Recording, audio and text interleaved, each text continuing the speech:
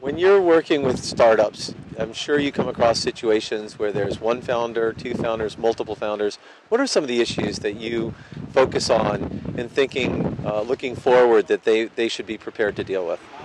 Well, I think when there are multiple founders, it's important to set expectations early on and clearly about who's going to be ideally who's going to be doing what. Maybe what would happen if one of them leaves, which is often the case. Startups are roller coaster. Things might get ugly for a while. One stays, one leaves. So, for example, in Silicon Valley, it's pretty typical to put everyone on a vesting schedule that says my shares vest over 4 years, and if I leave 1 year out, then I only keep 25%. That way, there's no arguing. It's kind of like a prenup type of thing, and I think that's also good for founders. And it doesn't even need to be legal. It can be just, but as long as it's in black and white, a piece of paper and email, it's a good idea. So we are very much a vesting schedule company. You know, when we raised our VC round, we actually had to reinvest some of our founders' shares, and that really it made it so that we all are committed to the end. I think if either me or starting my company with my brother, Zach, or Ryan, our CTO, left, it would be very problematic. And therefore, it's very important that that vesting schedule kind of keeps us in check.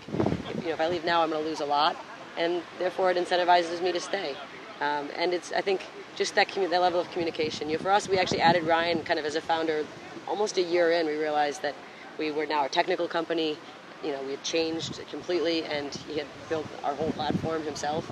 And so we were able to kind of actually work with our lawyers to restructure and reestablish kind of that. And I think it really has kept him around, the fact that we worked with him, made sure he got plenty of the company and plenty of the stock, and became a co-founder.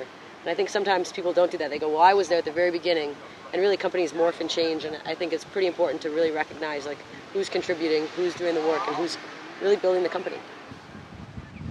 That's great. In my experience, it's very hard to get the equity quite right at the beginning. Even if you choose the 50-50 split, things do change. The company evolves, the roles evolve, and there can be situations where down the line, one partner feels like they're doing more work than the other, and they don't feel like the equity's equitable anymore. And that's, so it's a challenge to get that right up front. But I think, it's important to have those conversations at the beginning when you're saying, here's the value I bring to the table, here's how much equity I think I should have, and the vesting schedule. I had a situation with my first startup that a year and a half in, one of our partners who owned 15% of the company decided to leave, and it was a family issue, and it made sense for him to leave the company, but he walked away with all the equity, and we did all the hard work, for the next 5 years.